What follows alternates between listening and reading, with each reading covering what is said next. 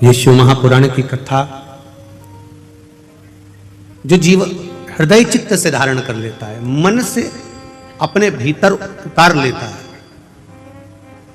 और जिस भाव से श्रवण करता है वो देवाधिदेव महादेव जो लंकाधिपति रावण को सोने की लंका दे सकते हैं, भस्मासुर को अपने हाथ का कंकण दे सकते हैं, कुबेर को कुबेर पद प्रदान कर सकते हैं, इंद्र को अपनी सत्ता दे सकते हैं, भगवान नारायण को जो लक्ष्मी प्रदान कर सकते हैं, भगवान राम के लिए स्वयं समुद्र के किनारे रामेश्वर के रूप में विराजमान हो सकते हैं, जो भगवान कृष्ण के लिए नागेश्वर और सोमनाथ के रूप में विराजमान हो सकते हैं, जो संपूर्ण विश्व के कल्याण के लिए केदारेश्वर बनकर विराजमान हो सकते हैं, वो देवाधिदेव महादेव आपको भी कथा श्रवण करने वाले को भी खाली नहीं छोड़ सकते, वो भी कुछ ना कुछ आनंद दे ही सकते हैं, क्योंकि ये शिव भक्ति ही कुछ ऐसी है। तेरी कृपा बिना न हिले एक भी अणु, लेते हैं श्वास तेरी कृपा से तनो तनो, बखान क्या करूं मैं राखों के ढेर का, चपटी भवोतले है खजाना कुबेर का। महाराज अभी पूज्य गुरुदेव अपनी वाणी से कह रहे थे कि ये पुराण है,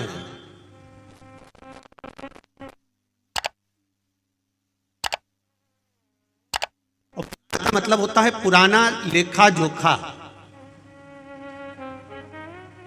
जो आज का नहीं है।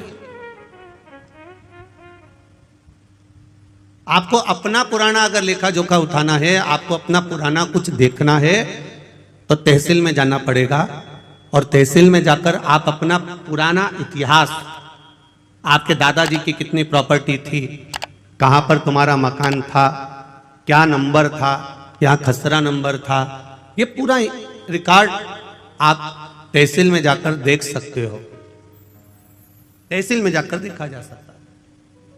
पर हमारे सनातन धर्म का अगर कहीं रिकॉर्ड देखना हो, हमारे सनातन धर्म की अगर आनंदता देखना हो, तो जैसे तहसील में पुराना रिकॉर्ड देखा जाता है, उसी तरह पुराणों में भी हमारा रिकॉर्ड देखा जाता है कि हम आनंद कहां छुपा हुआ, हमारा सुख कहां छुपा हुआ।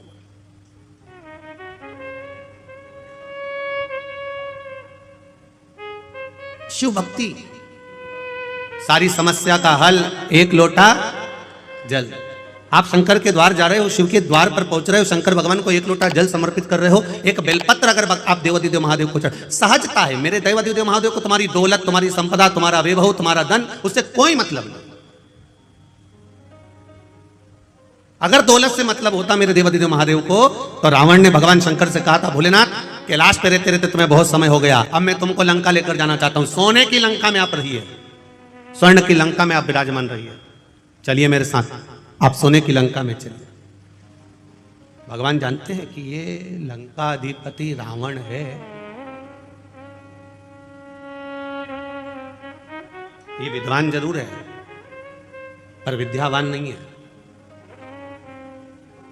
पहले भी कथा में कहा है, आज फिर कहते हैं, विद्वान और विद्यावान में अंतर होता है। हनुमान जी के आगे कहा जाता है विद्यावान गुणी अति चातुर, पर रावण के आगे कोई भी ये नहीं कहता कि ये विद्यावान है, रावण के आगे लोग कहते हैं ये विद्वान है। इतना विद्वान जिसने अपने भुजाओं के बल पर कैलाश पर्वत को उठा लिया था, जो भगवान शंकर को राजी कर लेता है, जो देवताओं को अपने बस में कर लेता है, इतना विद्वान था, पर किसी ने ये नहीं कहा कि ये विद्यावान था, क्योंकि विद्वान और विद्यावान में अंतर होता है। विद्वान अपने अहंकार में इतना फूल जाता है कि वो किसी के आगे झुकना नहीं जानता, और विद्यावान हर एक के आगे झुककर चलता है। जैसे मेरे हनुमान जी महाराज खड़ी हर पल हर क्षण श्री राम जी महाराज के आगे झुककर खड़े हुए, प्रणाम कर कर।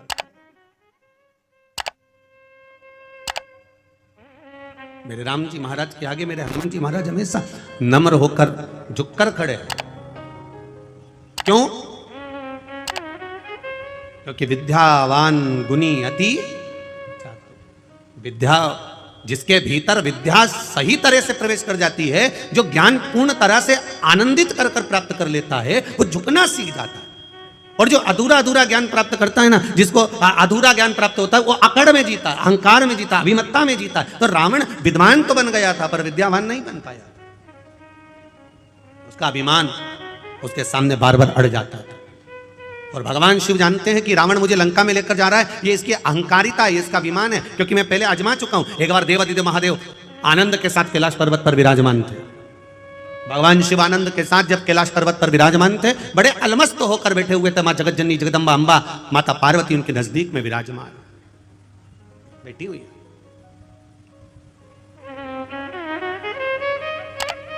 विशर्वा बाबा के पुत्र कुबेर भी हैं और विशर्वा बाबा के पुत्र लंकाधिपति रावण भी है।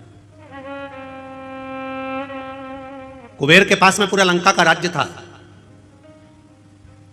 पर कुबेर को रावण का जो व्यवहार था वो अच्छा नहीं लगता था, इसलिए कुबेर ने हाथ जोड़कर अपने पिताजी से कह दिया कि मुझे ये लंका का राज्य नहीं चाहिए, मैं ये छोड़कर जा रहा हूं, मैं अलग कोई अलकापुरी का निर्माण कर कर उसमें मैं विराजमान हो जाऊंगा। और कुबेर चले गए, आनंद के साथ रहने लगे। जब रावण की सत्ता लंका पर आ गई और लंका पर जब सत्ता आई, जब वैभव प्राप्त हो गया, तब रावण ने उपद्रव मचाना प्रारंभ कर दिया, क्योंकि अभिमान इतना समाया हुआ था, अहंकार इतना समाया हुआ। एक बात अपने जीवन में उतार कर रखिएगा, इंजीनियर बन जाओ, डॉक्टर बन जाओ, सीए बन जाओ, कलेक्टर बन जाओ, चाहे तुम किसी पद पर विराजमान हो जाओ, पर शिव महापुराण की कथा कहती है कि आपको पद जिस परमात्मा की कृपा से मिला है, जो यश उस परमात्मा की कृपा से मिला है, वो परमात्मा की कृपा से प्राप्त हुआ है। इसलिए पद और प्रतिष्ठा पाकर आप अहंकार में मत डूब जाना, क्योंकि अहंकार में 3 गए, धन वैभव और वंश। ना मानो तो देख लो रावण, कौरव और कंस, ये तीनों अहंकार में चले जाते हैं, ये तीनों अभिमत्ता में चले रहे। आप इंजीनियर बनिए, मना नहीं, आप कलेक्टर बनिए, मना नहीं, आप एसपी बनिए, मना नहीं, आप डॉक्टर बनिए, मना नहीं है, पर कहीं इतना अभिमान, इतना अहम, इतनी अहंकारिता हमारे भीतर प्रकट ना हो जाए कि जिसके बल पर हम पुनः फिर नीचे आ जाए। वो अभिमत्ता हमारे भीतर नहीं आना चाहिए।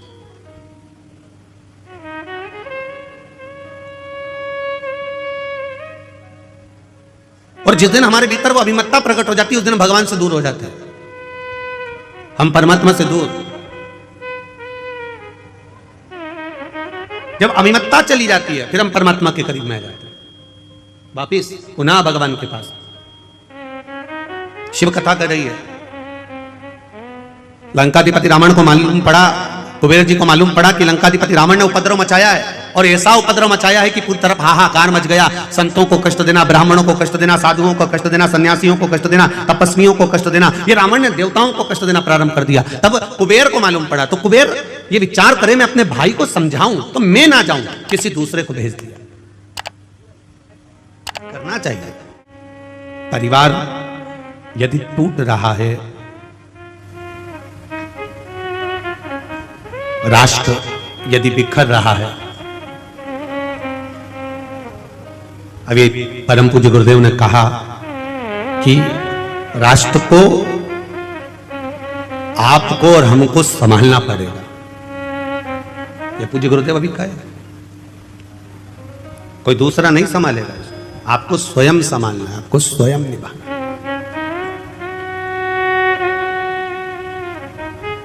संत हो, सदगुरु हो, तपस्वी हो, ब्राह्मण हो, सन्यासी हो, साधक हो, उपासक हो, वो संभाल लेते हैं।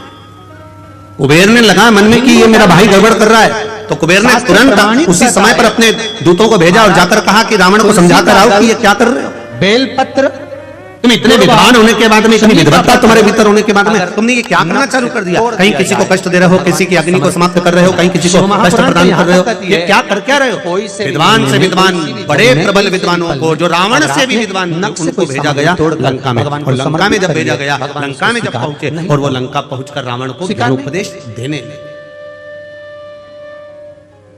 अब जो कईयों की आदत रहती है, तुलसी का दल भी तोड़ेंगे तो नख से तोड़ देंगे। कंजरी वाला थोड़ा ध्यान लगा कर सुन, बेलपत्री की डंडी दीदी नख से तोड़ना नहीं, स्वीकार ध्यान लगाइए।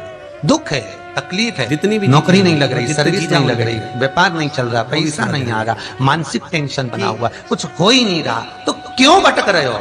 ज्ञानी को वहां गए, समझाया उनसे पूछ लिया, जा अंगूठी सकता बता दो है। कौन सी पहन ले, वो वाली अंगूठी पहन लो, ये ज्ञानी वाला को नथ पहना, वो समझाया पहन जा लिया, सकता पुखराज है। पहन लिया, मोती पहन लिया, नीलम पहन लिया, पन्ना पहन लिया, गौमेद पहन लिया, सब कुछ पहना। अब एक बार सब कुछ पहन लिया, सारे तरह के कपड़े बदल लिए, अब कोई सारे ज्ञान बाबा वाले तो जोगी समझा बदल लिए, सकते हो। सारे कोई देवता अच्छा बदल लिए, ज्ञानी व्यक्ति है, पढ़ा लिखा है, समझदार है, इधर का इधर उसको बना समझाओगे। दिया, ये मत सीढ़ी करना, तोड़कर इधर लगा आगे दिया, से ऐसा ना करिएगा, पानी का ऐसा टैंक ना इधर बना करिएगा। दिया, समझ सारी जाए। दुनिया में कोई घूम आए, अज्ञानी है। उसके बाद एक बार भी नहीं सुख नहीं समझेगा, मिला। 2 बार में तो समझेगा। एक बार अज्ञानी शिवरात्रि का भी है, उपाय वो कर मूवी कर नहीं देखें। चलाएगा। आओ, शायद इन्हें मुझे कह दिया, उम्मीद है, फिर को नहीं करना, जिंदगी नहीं करना भर तो उठ के चला। खेलोगे नहीं। अज्ञानी है, उसमें सुख अज्ञान इतना नहीं समझ झेलोगे, सकता। सुख का अनुभव इतना होगा कि दुख कहाँ गया मालूम ही नहीं पड़ेगा। ये मुझे अब ज्ञानी को समझा लोगे, विश्वनाथ की कृपा अज्ञानी को बनी। समझा लोगे, पर जिसके भीतर अभिमान बढ़ा हुआ है, बताओ कल का छोरा हमको उसका समझा, स्मरण, बताओ कल की बहू आई, ये मुझे ज्ञान देगी? कई कई शासन के देती है, कल की आई है और मुझे बदलना चाहती है, कल की आई। मतलब इसके भीतर ये अभिमान भरा हुआ है, अहंकार भरा हुआ है, और ये अभिमान जब तक भरा हुआ है तब तक ये सुधर नहीं सकता। इसलिए ज्ञानी को समझाया जा सकता है, अज्ञानी को समझाया जा सकता है, पर जिसके भीतर अभिमान भरा है उसको समझा सकोगे क्या? बोलो तो जम के जरा, समझा पाओगे? नहीं समझा सकते। आप कितना ही प्रयास करें, समझा नहीं समझ सकते। सास कह रही है गुड़ को गर्म कर, उसमें तिल्ली भूंज के डाल दे, लड्डू बन जाएगा। पर बहू नहीं, मैं तो गुड़ को फोड़ूंगी, उसमें कच्ची तिल्ली बिना सीखी डाल दूंगी और ऐसे ऐसे गोल गोल करके लड्डू बना दूंगी। हो गई संक्रांति, लड्डू तैयार। अब सास कह रही है कि थोड़ा सेक ले, थोड़ा गुड़ को गर्म कर ले और तिल्ली को सेक कर लड्डू बनाएगी तो अच्छा बनेगा। अब उसको तो भीतर इतना अभिमान भरा था, मैं तो सीख के आई हूं, मुझे तो सब मालूम है, और बैठी 4 घंटे तक वो रेसिपी बुक लेके, और रेसिपी बुक में जैसा जैसा लिखा था। और ऐसा जरूरी नहीं है कि कभी कभी रेसिपी बुक भी गड़बड़ कर जाती है। एक नई नवेली बहू आई और सास ने उसको कह दिया, बेटा मेरा मन कर रहा है, मेरा मन कर रहा है, तू एक काम कर, थोड़ी सी आइसक्रीम बना ले, मेरा मन कर रहा। बहू ने कहा, मम्मी तुम भी क्या आइसक्रीम खाना? अब भी बनाती हो। उसने तुरंत अटैची में से रेसिपी बुक निकाली, 2 किलो दूध धीमी आंच पे रखो, गैस चालू करो, फिर धीरे धीरे उसको हिलाओ। अब वो हिलाते हिलाते उसमें बेकिंग पाउडर डालो, और क्या क्या डलता है तुम्हें मालूम होगा, इलायची का पाउडर डालो, फिर धीरे धीरे उसका पूरा रेसिपी बुक तैयार करी। अब बुक वो तैयार करा, और तैयार करने के बाद में फिर उसने पढ़ा 1 घंटा फ्रिज में रखो। अब ये गई और करी आई जो जो जैसा जैसा लिखा था। 2 घंटे के बाद सास ने फ्रिज खोला, और फ्रिज खोला तो बहू को आवाज लगाया, बेटा ओ बेटा, बहू हाँ मां इधर आ, ये मंदिर का घंटा फ्रिज के अंदर किसने रखा? बहू तुरंत पल्लू लेके बोली, मां मैंने रखा है। क्यों? बुक में लिखा था 1 घंटा फ्रिज में रखो, इसमें लिखा 1 घंटा फ्रिज। सास ने बुक को लिया और माथा से ठोका, अरे ओ पगली, वो बुक में लिखा था जो तूने घोल बनाया था उसको 1 घंटा फ्रिज में रखना था, तू मंदिर का घंटा लाके फ्रिज में रख दिया। अब बताओ वो आइसक्रीम तैयार हो, वो आइसक्रीम तो ज्ञानी को समझा सकते हो, बोलो बोलो आगे बोलो, अज्ञानी को समझा सकते हो, पर वो तो बढ़िया एकदम तन्न होकर अब अभिमानी को नहीं समझा सकते कि साहब ये रेसिपी ऐसी बनेगी। तुम समझा, उसको समझाना मुझे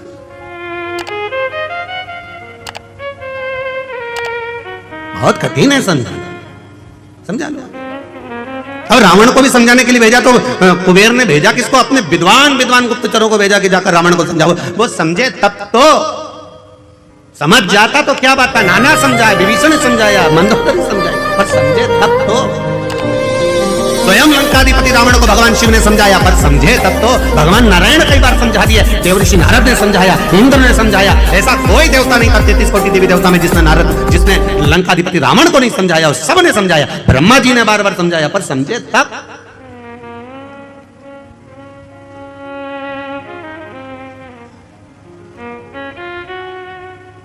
समझ में तो आए इसको। अब कुबेर जी ने भेज दिए अपने साथियों को और सारे गुप्तचरों को बोला और बोलकर कहा, जाकर मेरे भाई को समझाना, ज्ञान देना, समझाना, मेरे को मालूम है वो रावण समझ जाएगा। जिसमें से एक बहुत विद्वान गुप्तचर था, उस गुप्तचर ने तुरंत कुबेर जी को कह दिया, आप कह रहे हो आपका भाई है, समझ जाएगा, मैं जानता हूं समझ जाएगा। तो उसमें से एक गुप्तचर बोला, हम भी आपके घर का अन्न खाए हैं, हमें मालूम है वो नहीं समझ पाएगा। कुबेर जी ने कहा, ऐसा नहीं हो सकता, तुम जाओ, समझाओ, उसको ज्ञान दो। ठीक है, चले जाते। बहुत मिलेंगे आपको भी। अभी कंजरी में तुम कथा चालू हुई है, आज तो पहला दिन है।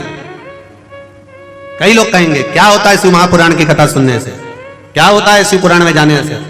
बहुत ज्ञान देंगे। क्या होता है शंकर जी को एक लोटा जल चढ़ाने से, क्या होता है बेलपत्री चढ़ाने से, क्या होता है राम नाम बोलने से, क्या होता है कृष्ण नाम बोलने से, क्या होता है शिव नाम बोलने से, क्या होता है श्री शिवाय नमस्तुभ्यम बोलने से, क्या होता है नमः शिवाय बोलने से, क्या होता है ओम नमः शिवाय बोलने से। कहीं कहीं बोलेंगे, कहे।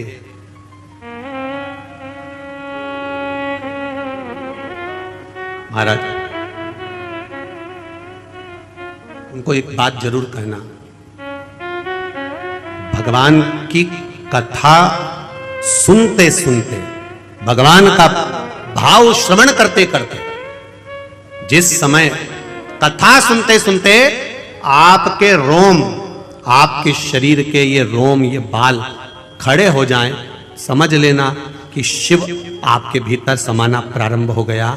अगर कथा सुनते सुनते आपके रोम उमंग से भर जाएं, कथा सुनते सुनते आपके ये बाल, आपके ये रोम खड़े हो जाएं, तो समझ लेना कि तुम्हारी दुख की घड़ी में शिव खड़ा होना प्रारंभ हो गया। ये कथा तत्व है, ये रस तत्व है, ये कोई सहजता नहीं।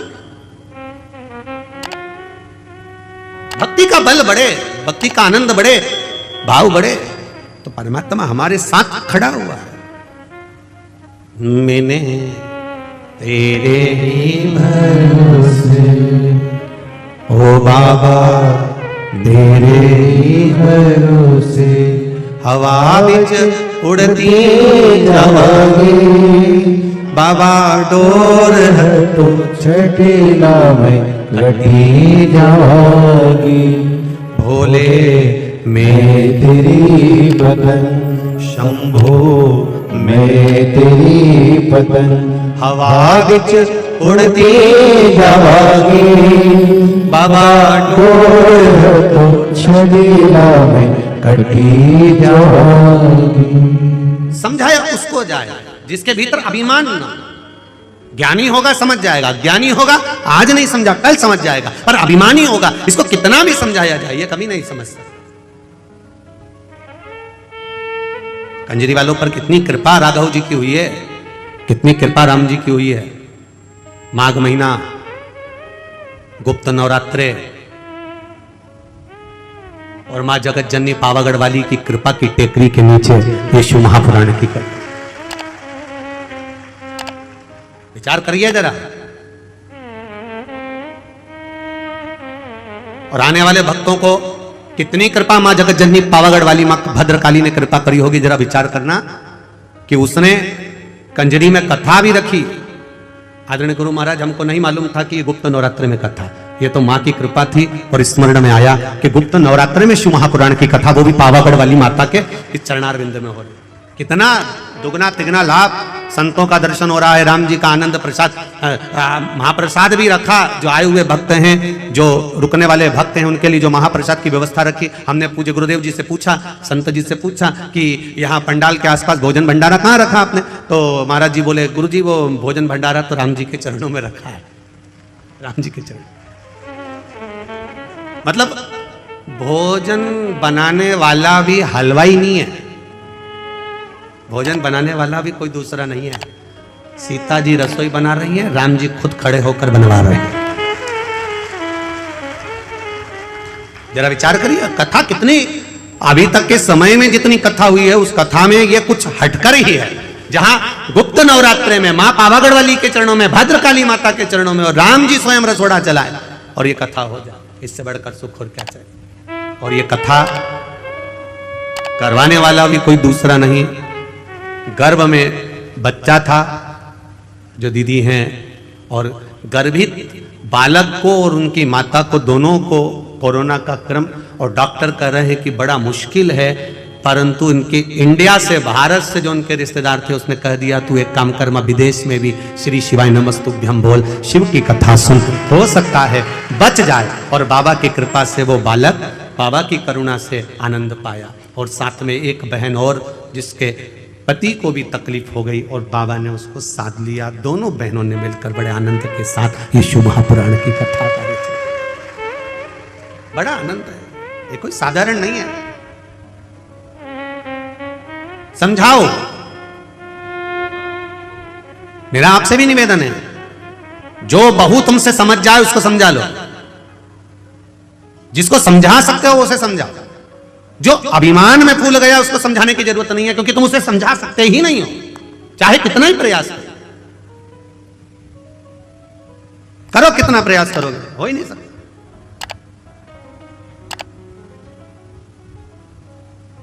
और जितना ये ज्ञान भी जितना जिसके भाग्य में होता है ना, उतना ही उसको प्राप्त होता है। जितना जिसके भाग्य में होता उतना ही उसको।